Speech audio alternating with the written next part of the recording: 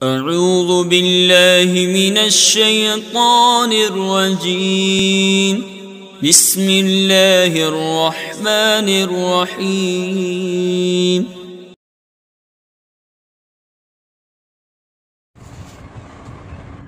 بسم اللہ الرحمن الرحیم۔ میں محمد خسرود عالم دارالعلوم غریب نواز پریاگ راج جماعت رابعہ کے بچوں سے مخاطب ہوں۔ نور الانوار کا درس چل رہا ہے۔ قال المصنف بعد ما تیمنا بالتسمیۃ الحمد للہ الذی ہدانا الی الصراط المستقیم وتفسیر قولہ الحمد للہ واضح واما الہدایۃ فکما قیل الدلالۃ الموصلہ، یعنی مصنف نے تسمیہ سے برکت حاصل کرنے کے بعد فرمایا الحمد للہ الذی ہدانا الی الصراط المستقیم، تمام خوبیاں اللہ تعالیٰ کے لیے خاص ہیں جس نے ہمیں سیدھے راستہ کی ہدایت دی۔ تفسیر قولہ الحمد للہ واضح، تو مصنف کے قول الحمد للہ کی تفسیر واضح ہے، کیونکہ متن منار نور الانوار پڑھانے سے پہلے بہت سی کتابوں میں بلکہ ہر کتاب میں یہ الحمدللہ کا لفظ آتا ہے، تو ظاہر سی بات ہے اس کی وضاحت بھی ہوتی ہے۔ تو رابعہ تک پہنچتے الحمدللہ کی بار بار وضاحت ہو جاتی ہے، اس لیے مصنف فرما رہے ہیں کہ الحمدللہ کی تفسیر واضح ہے، اور آپ حضرات بھی شرح تہذیب میں تفصیل کے ساتھ اس جملہ کی تشریح پڑھ چکے ہیں۔ وَأَمَّا الْهِدَایَةُ، اور ہدایت، لیکن ہدایت کی بھی آپ حضرات شرح تہذیب میں کافی تفصیل پڑھ چکے ہیں، جو رہ گئی ہے وہ آگے آ رہی ہے، لیکن پھر بھی نور الانوار میں کچھ شرح تہذیب کے علاوہ مفید باتیں ہیں جن کو یہاں سارے بیان کر رہے ہیں اور میں ان کی وضاحت کر رہا ہوں۔ فرماتے ہیں فکما قیل الدلالۃ الموصلۃ الی المطلوب، تو ہدایت کے بارے میں جیسا کہ ایک قول ہے کہ یہ دلالت موصلہ الی المطلوب ہے، اور دلالت موصلہ الی المطلوب کا مطلب آپ سن چکے ہیں کہ مطلوب تک پہنچانا، ایسی رہنمائی کہ مطلوب تک پہنچانا جو پہنچا دے، اور ایک ہے یعنی دوسرا معنی اس کا ہے اوی الدلالۃ علی ما یوصل الی المطلوب، اور یا تو ایسے راستہ کی رہنمائی کرنا جو مطلوب تک لے جانے والا ہو۔ اجمعوا علی انہ اذا نسب الی اللہ تعالی یراد بہ الاول، اصولین کا اس بات پر اجماع ہے کہ جب یہ اللہ تعالیٰ یعنی اس میں جلالت کی طرف یہ لفظ ہدایت منسوب ہو تو یراد بہ الاول، تو اس سے مراد اول ہے، یعنی ایصال الی المطلوب کہاں مراد لیں گے اور ارادۃ الطریق کہاں مراد لیں گے، اس کے لیے کیا قرینہ اور دلیل ہے۔ تو یہ نور الانوار کے مصنف فرماتے ہیں کہ اس کا قاعدہ یہ ہے کہ جب اللہ تعالیٰ کی طرف منسوب ہو تو اس سے مراد اول یعنی ایصال الی المطلوب ہے۔ وَإِذَا نُسِبَ إِلَى الرَّسُولِ أَوِ الْقُرْآنِ، اور جب لفظ ہدایت لفظ رسول اور لفظ قرآن کی طرف منسوب ہو تو یراد بہ الثانی، تو اس سے دوسرا معنی مراد ہوگا یعنی ارادۃ الطریق۔ وقالوا أيضاً إنه إذا أُضِّيَ إلى المفعول الثاني بلا واسطة يراد به الأول، اور شارح فرماتے ہیں کہ اور علماء نے اصولین نے یہ بھی بیان فرمایا ہے کہ جب لفظ ہدایت چونکہ متعدی بدو مفعول ہوتا ہے تو دوسرے مفعول کی طرف بلا واسطہ متعدی ہو، یعنی حرف جر کے واسطہ کے بغیر، تو یراد بہ الاول، تو اس سے مراد اول ہوگا، یعنی پہلا معنی ایصال الی المطلوب، مطلوب تک پہنچانا۔ وَإِذَا أُضِّيَ إِلَيْهِ بِوَاسِطَةٍ إِلَى أَوِ اللَّامِ، اور جب یہ دوسرے مفعول کی طرف یعنی لفظ ہدایت دوسرے مفعول کی طرف الی یا لام کے واسطہ سے متعدی ہو تو یراد بہ الثانی، تو اس سے مراد ثانی یعنی دوسرا معنی ارادۃ الطریق ہوگا۔ اللہ شارح فرماتے ہیں کہ وہا ہونا ان نظر الی انہ منصوب الی اللہ تعالی ینبغی ان یراد بہ الاول وان نظر الی انہ ادعی بواسطۃ الی ینبغی ان یراد بہ الثانی فاما ان یقدر ہدانا رسلہ او یقال کلمۃ الی مزیدۃ للتاکید والتقویہ وبالجملہ لا یخلو ھذا ان تمہل۔ کل کے سبق میں آپ حضرات کو یہ بتایا گیا تھا کہ متن منار کے مصنف نے فرمایا الحمدللہ الذی ہدانا الی الصراط المستقیم، تمام خوبیاں اللہ تعالیٰ کے لیے خاص ہیں جس نے ہم کو صراط مستقیم کی رہنمائی فرمائی۔ تو اس کے بعد شارح نے ایک اصول بیان فرمایا تھا کہ الا یعنی ہدایت جب مفعول ثانی کی طرف الا کے ذریعے جب منصوب ہو تو اس وقت ارات الطریق مراد ہوتا ہے، اور جب بنفسہ ہی منصوب ہو تو ایصال الی المطلوب۔ دوسرا قاعدہ یہ بتایا تھا کہ جب یہ رسول یا قرآن کی طرف منصوب ہو تو اس وقت ارات الطریق، اور جب اس میں جلالت کی طرف منصوب ہو تو اس وقت ایصال الی المطلوب۔ تو یہاں پر ایک اعتراض شارح نقل کرتے ہیں اس قاعدے پر، اور پھر اس اعتراض کا جواب دیتے ہیں۔ اعتراض یہ ہے کہ تمام خوبیاں اللہ تعالیٰ کے لیے خاص ہیں جس نے ہم کو سیدھے راستے کی طرف ہدایت دی۔ تو یہاں پر اگر یہ نظر کریں، یہ لحاظ کریں کہ ہدانا الا کے واسطہ سے صراط مستقیم یعنی مفعول ثانی کی طرف منصوب ہے، تو اس وقت پھر اس قاعدہ کے اعتبار سے ارات الطریق مراد ہونا چاہیے۔ اور جب یہ لحاظ کریں کہ ہدانا ہم کو اللہ تعالیٰ نے ہدایت دی، تو یہاں ہدایت اسم جلالت کی طرف منصوب ہے، تو اس اعتبار سے اس جملے میں ایصال الی المطلوب مراد ہونا چاہیے۔ تو ہدانا کا میں جو ضمیر ہے یہ اسم جلالت کی طرف راجع ہے، اس کا لحاظ کرتے ہوئے اس جملے کا تقاضا ہے کہ ایصال الی المطلوب مراد ہو۔ اور جب الی الصراط المستقیم میں الا کا لحاظ کرتے ہیں تو اس لحاظ سے اس جملے کا تقاضا یہ ہے کہ ارات الطریق مراد ہو۔ اب ظاہر سی بات ہے کہ یہاں پر ایک ہی جملے میں ارات الطریق ایصال الی المطلوب دونوں تو مراد ہو نہیں سکتا، ایک ہی مراد ہو سکتا ہے۔ تو لا محالہ یہاں پر جملے میں تعویل کرنا ایک مجبوری ہے، تعویل کرنی پڑے گی، اور اسی تعویل کو شارح نے جو بیان فرمایا اس کا خلاصہ میں پیش کرتا ہوں۔ شارح کا کہنا یہ ہے یہاں پر ارات الطریق مراد لیں، اور رہا یہ کہ ہدانا میں ہوا کہ ضمیر جو فاعل ہے اس میں جلالت کی طرف راجع ہے، تو اس کو اسم جلالت کی طرف راجع کرنے کے بجائے بلکہ یہاں پر فاعل اس کا مقدر مانے، اور عبارت یوں ہو جائے کہ الحمدللہ الذی ہدانا رسولہ، تمام خوبیاں اللہ تعالیٰ کے لیے خاص ہیں جس کے رسول نے ہم کو سیدھے راستہ کی طرف ہدایت دی۔ تو اب یہاں پر جب رسولہ فاعل مقدر مان لیں گے تو ہدایت کا فاعل رسول ہو جائے گا، اور جب ہدایت رسولوں کی طرف منصوب ہو جائے گی تو اس کا تقاضا یہ ہوگا کہ ارات الطریق مراد ہو، اور الی الصراط المستقیم میں جب الا کا لحاظ کریں گے تو اس کا بھی تقاضا یہ رہے گا کہ ارات الطریق مراد ہو۔ لہذا ہدانا اور الا دونوں کو تقاضا ایک ہو گیا، اور بیچ سے تعارض اور اختلاف ختم ہو گیا۔ یہ ہے سبق کا ماحصل۔ اب ترجمہ کریں۔ وہا ہونا ان نظرہ الی انہ منصوب الی اللہ تعالی ینبغی ان یراد بہ الاول، اور یہاں پر اگر یہ لحاظ کریں یعنی الا کا لحاظ کریں، یہ لحاظ کریں اس بات کا کہ یہ یعنی ہدایت منصوب ہے الی اللہ تعالی اسم جلالت کی طرف، تو یم بگی ان یراد بہ الاول، تو مراد یہ ہے اس سے کہ پھر اول مراد ہو، یعنی ایصال المطلوب، کیونکہ یہ قاعدہ بیان کیا گیا ہے کہ ہدایت جب اس میں جلالت طلب منصوب ہو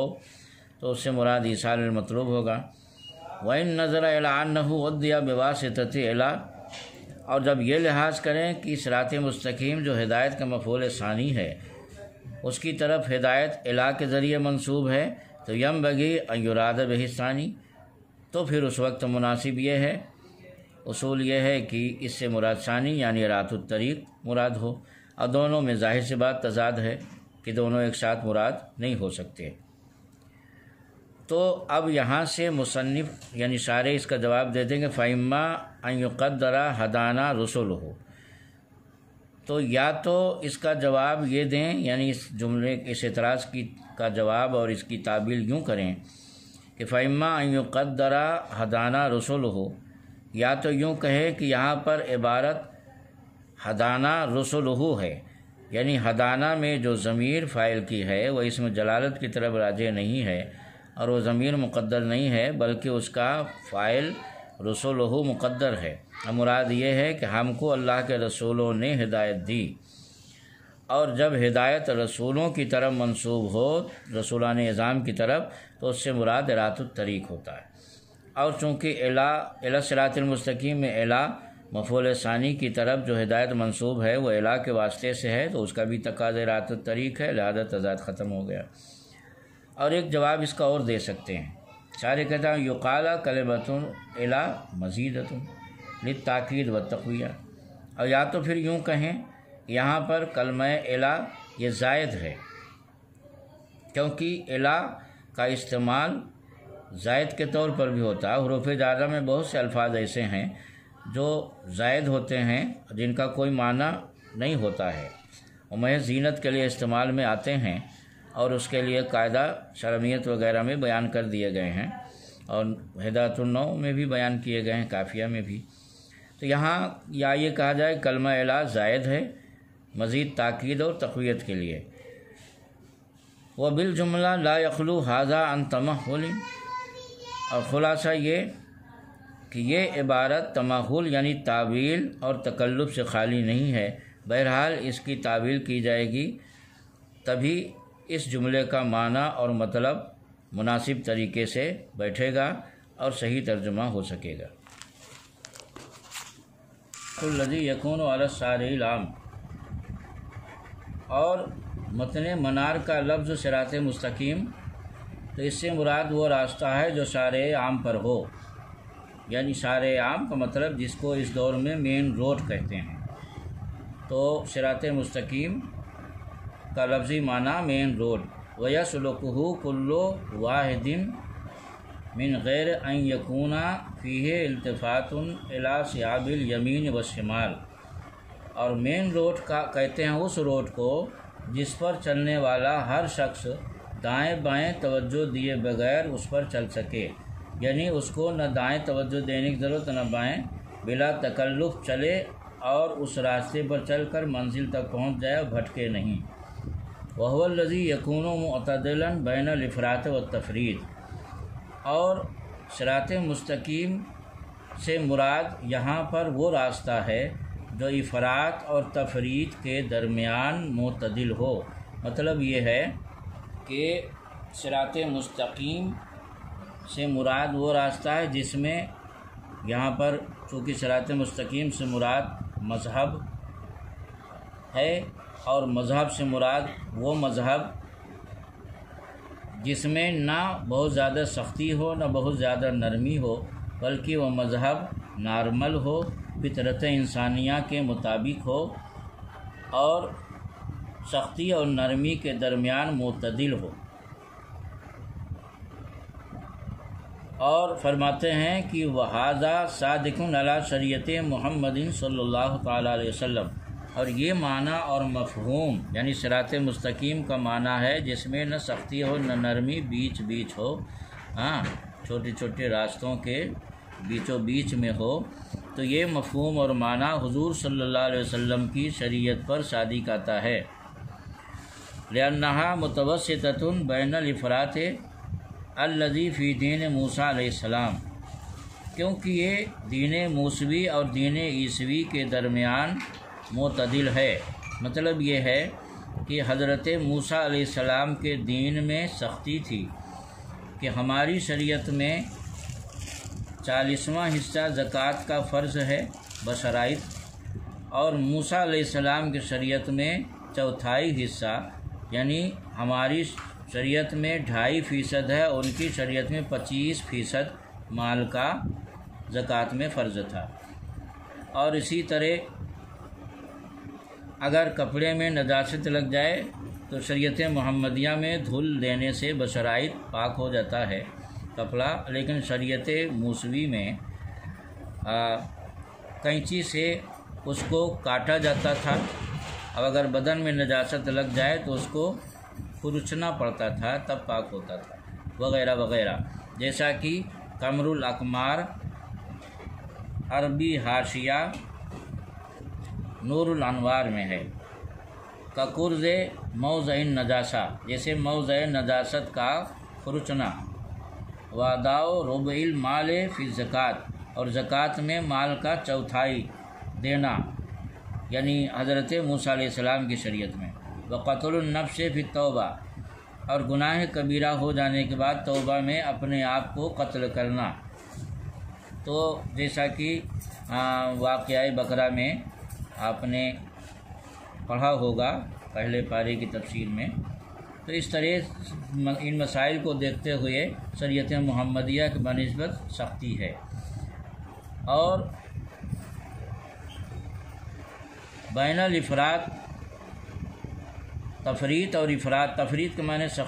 سختی اور افراط کے معنی نرمی، الذی فی دین موسیٰ علیہ السلام والتفریط الذی فی دین عیسیٰ علیہ السلام۔ افراط کے معنی سختی اور تفریط کے معنی نرمی۔ تو افراط جیسا کہ موسیٰ علیہ السلام کی شریعت میں تھا، اور تفریط جیسا کہ حضرت عیسیٰ علیہ السلام کی شریعت میں تھا۔ تو حضرت عیسیٰ علیہ السلام کی شریعت میں بہت سے مسائل ایسے تھے جو دین موسوی کے بنسبت جائز تھے اور آسان و نرم تھے۔ اور فرماتے ہیں کہ وعلیٰ عقائد سنت والجماع، اور یہ معنی اور مفہوم صراط مستقیم کو جو بتایا گیا کہ تفریط اور افراط کے درمیان جو معتدل ہو، یہ عقائد اہل سنت و جماعت پر بھی صادق آتا ہے۔ اسی لیے اہل سنت و جماعت کے عقائد کو صراط مستقیم کہا جاتا، فإنہا متوسطۃ بین الجبر والقدر، کیونکہ عقائد اہل سنت فرقہ جبریہ اور فرقہ قدریہ کے درمیان متوسط اور معتدل ہے۔ فرقہ جبریہ اور فرقہ قدریہ کسے کہتے ہیں، اس کی تفصیل آپ حضرات شرح قائد میں پڑھیں گے، لیکن یہاں پر قمر الاقمار حاشیہ عربی نور الانوار میں سبق کے مناسبت سے تھوڑا سا بیان کیا ہے، اس کو یہاں پر بیان کیا جاتا ہے کہ الجبریۃ قالوا ان العبد جماد لا قدرۃ له اصلا لا خالقۃ ولا کاسبہ۔ جبریہ کا عقیدہ یہ ہے کہ بندہ پتھر کی طرح ہے، مٹی اور پتھر کی طرح بے بس و بے اختیار ہے، لا قدرۃ له اصلا، اس کے لیے بالکل کسی طرح کی کوئی قدرت اور اختیار نہیں، لا خالقۃ ولا کاسبہ، نہ قدرت خالقہ نہ قدرت کاسبہ، یعنی اسے جو ہے تو ابتداءً کسی چیز کو پیدا کرنے، پردہ عدم سے پردہ وجود میں لانے کا بھی اختیار نہیں ہے، اور کسی چیز کو کرنے کے لیے کوشش کرنے کا بھی اختیار نہیں۔ وَيُرَدُّ عَلَيْهِمْ بُطْلَانُ الثواب والعقاب، تو محشی کہتے ہیں کہ ان کا رد ثواب اور عقاب کے بطلان سے کیا جاتا ہے، یعنی ان سے یہ پوچھا جاتا ہے ان کا رد کرتے وقت کہ جب ان کو کسی طرح کی کوئی قدرت ہوتی نہیں، وہ پتھر اور مٹی کی طرح ہیں، تو پھر نیکی کرنے پر بندے کو ثواب کیوں ملتا ہے اور برا کام کرنے پر بندے کو گناہ کیوں ملتا ہے؟ والقدریۃ قالوا ان للعبد قدرۃ خالقۃ، اور فرقہ قدریہ کا عقیدہ ہے کہ بندے کے لیے قدرت خالقہ ہے، لافعالہ، اپنے افعال کے لیے، یعنی یہ کہتے ہیں کہ اللہ تعالیٰ نے بندے کو پیدا کیا، اب بندہ کی مرضی جو چاہے کرے، بندہ کے افعال کا، بندہ کا خالق تو اللہ تعالیٰ ہے مگر بندے کے افعال کا خالق اللہ تعالیٰ نہیں ہے، تو خالق عباد اللہ ہے اور خالق افعال بندہ خود ہے، تو یہ بندے کو افعال کا خالق مانتے ہیں۔ تو ان کا رد کرتے ہوئے ان سے یہ سوال کیا جاتا ہے کہ قرآن پاک میں اللہ تعالیٰ نے فرمایا واللہ خلقکم وما تعملون، کہ اور اللہ تعالیٰ نے تم کو پیدا کیا، تمہارے اعمال کو بھی پیدا کیا۔ اگر اللہ تعالیٰ اعمال کو کا خالق نہیں ہے تو یہاں خلق کو اعمال کی طرف کیوں منسوب کیا گیا؟ الغرض یہ دونوں بدعقیدے ہیں، گمراہ ہیں، اسی لیے رسول اکرم صلی اللہ علیہ وسلم نے فرمایا القدریۃ مجوس هذه الامہ، قدریہ اس امت کے مجوسی ہیں۔ ان مریضو فلا تعودوہم، یہ بیمار ہوں تو ان کی عادت مت کرو، وَإِن ماتوا فلا تشہدوہم، اور یہ مر جائیں تو ان کے جنازے میں شرکت مت کرو۔ وَأَهْلُ السُّنَّةِ وَالْجَمَاعَةِ، اور اہل سنت والجماعت کا عقیدہ ہے اِنَّ لِلْعَبْدِ قُدْرَةً کاسبةً لا خالقةً، کہ بندے کے لیے قدرت کاسبہ تو ہے، قدرت خالقہ نہیں، یعنی خالق اللہ تعالیٰ ہے اور کاسب اور کوشش کرنے والا بندہ ہے۔ بندے کو اللہ تعالیٰ نے یہ قدرت دی ہے، اختیار دیا ہے کہ وہ اپنے افعال اور اعمال کی کوشش کرے، اور اللہ تعالیٰ کی قدرت میں سب کچھ ہے، کل من عند ربنا، سب کچھ ہمارے رب کے پاس سے ہے، لیکن بندے کو اگر کوشش کا اختیار بھی اللہ تعالیٰ نہ دیتا تو ثواب اور عقاب کا کوئی معنی نہیں رہ جاتا۔